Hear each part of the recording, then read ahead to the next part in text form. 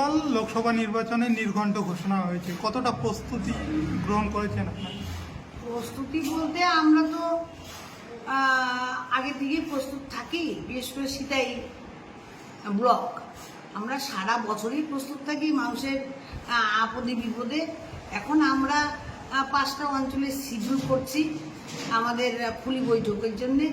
এই আজকে একটা ওয়ান করলাম, তারপর 2-4টা করবো, তারপর আগে 5টা করে আমরা শিডিউল তৈরি করে আমরা আবার খুলি বৈঠকে যাব। গত বিধানসভা নির্বাচন সেটাতে ভালো টেক্কা দিয়েছিল বিজেপি, সেই ক্ষেত্রটা আপনারা কতটা মজবুত রয়েছেন? এই 21-এর কথাটা একটু আলাদা ছিল, কারণ তখন একটা বিজেপির একটা হাওয়া ছিল, আর সংবাদ মাধ্যম হোক আর যেই হোক একটা হাওয়াটা একটা অন্যরকম ছিল। কিন্তু বর্তমানে যে আমি দেখছি যে বিজেপিদের হচ্ছে যেটা বলে, যে কথাগুলো বলে সেই কথাগুলো সাকসেসফুল করে না, মিথ্যা কথা বলে। সেটা জনগণ বুঝে গেছে যে বিজেপি 21-এ ওরা ভাবছিল যে বিজেপি সঠিক, কিন্তু এখন বলছে না বিজেপি হচ্ছে বেঠিক। কারণ হচ্ছে বিজেপিদের কোনো কথাই সত্যি না। সে 14 সালে যখন নরেন্দ্র মোদী বসলো তখনও সত্যি না, মিথ্যা মিথ্যা মিথ্যা। আর এখন এবার 19 সালে বসলো তখনও যে প্রতিশ্রুতিগুলো দিল সেগুলোও মিথ্যা, কোনোটাই বাস্তব হয় নাই। আর এবার যে আবার এমপি ইলেকশন হচ্ছে, এতে মানুষের মনের মধ্যে একটা মানে মিথ্যা যে বিজেপি বলে সেটা তাদের মনের মধ্যে গেঁথে গেছে।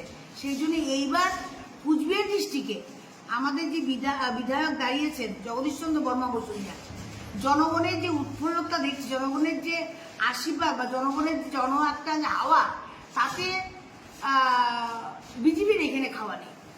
কারণ 5 বছর নিশীথ প্রামাণিক এখানে এমপি ছিল, সে কুচবিহার ডিস্ট্রিক্টের জন্য কিচ্ছু করে নাই, নজির দিতে পারবে না।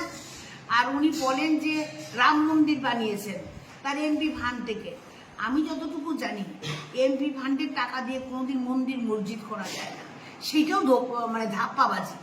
ও সবাই ওর প্রধানমন্ত্রী যেমন ধাপ্পাবাজি কথা বলে, আর নিশীথ প্রামাণিক ধাপ্পাবাজি দিয়েই 5 বছর চলেছে, সেটা মানুষের মনের মধ্যে অবগত আছে। সুতরাং নিশীথ প্রামাণিককে এইবার ছুঁড়ে ফেলে দেবে মানুষ। বিগত নির্বাচনে দেখা গেছে 2019 এবং অবশ্যই 100-এ 100। এবারে কত ভোট লিড পাবে এই সিতাই বিধানসভা পেতে পারে? সিতাই বিধানসভা আমরা 19-এ যে লিডটা দিয়েছিলাম, সিতাই বিধানসভায় আমরা 35,000-এর মতো, তারও বেশি হবে। কোচবিহার কেন্দ্রে জগদীশচন্দ্র বর্মা বসুনিয়া এবং বিজেপি নিশীথ প্রামাণিক, এই দুজনের মধ্যে কি কি মৌলিক তফাৎ বা রয়েছে বা কতটা এগিয়ে রয়েছে কি যদি একটু বলতেন? এটা তো একটা মানে কি বলবো, নিশীথ প্রামাণিক সেদিন রাজনীতিতে এসে ও উড়ে এসে জুড়ে বসে এমপি হয়ে গেল। আর আমাদের যে বিধায়ক এমপিতে দাঁড়িয়েছে, সে একেবারে পঞ্চায়েত থেকে প্রধান থেকে সভাপতি, পঞ্চায়েত সমিতি সভাপতি, পঞ্চায়েত সমিতি সভাপতির পরে এমএলএর পরে হচ্ছে এখন এমপি। তার রাজনীতির বয়স 40 বছর। সুতরাং সে যে রাজনীতি করে আর নিশীথ প্রামাণিকের তুলনা করলে আমারই লজ্জা লাগবে। নিশীথ প্রামাণিক এখন দেশের স্বরাষ্ট্র প্রতিমন্ত্রী, সেক্ষেত্রে কতটা পাল্লা ভারী থাকতে পারে? স্বরাষ্ট্র প্রতিমন্ত্রী কি হচ্ছে? আমি যে স্বরাষ্ট্র প্রতিমন্ত্রী হই বা মুখ্যমন্ত্রী হই, আমি জনগণের পাশে না দাঁড়াই, জনগণ আমাকে কোনোদিন নেবে না ছুঁড়ে ফেলে দিবে। সে 5 বছর প্রতিমন্ত্রী হয়ে তো কুচবিহার জন্য কিচ্ছু করলো না। বলছিল নারায়ণ সেনা করে দিবে, করে দেয়নি।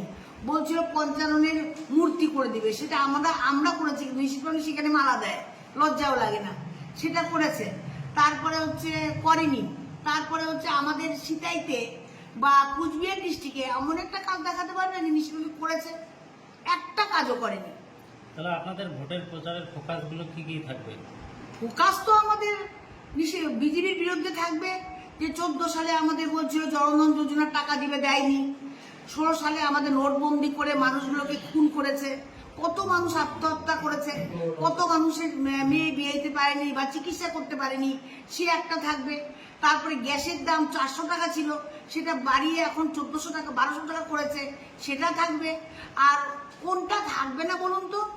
আপনাদের বলছে বেটি বাঁচাও বেটি পড়াও, কেন সে আমাদের মণিপুরে কি বেটি বাঁচাচ্ছে, বেটি পড়াচ্ছে, না বেটিকে নিয়ে ধর্ষণ করছে? কোনটা? মণিপুরের খবরটা নিয়ে আসেন না। এখন লোকসভা নির্বাচনে তৃণমূল কংগ্রেসে কুচবিহার জয় নিয়ে কতটা আশাবাদী আপনারা? আমরা 100-100। কি নাম আপনার? আমার নাম সঙ্গীতা রায় বসুনিয়া। কোন দায়িত্বে রয়েছেন? আমি পঞ্চায়েত সমিতির সভাপতি, কুচবিহার মহিলা সহসভাপতি, ধন্যবাদ। এই তো।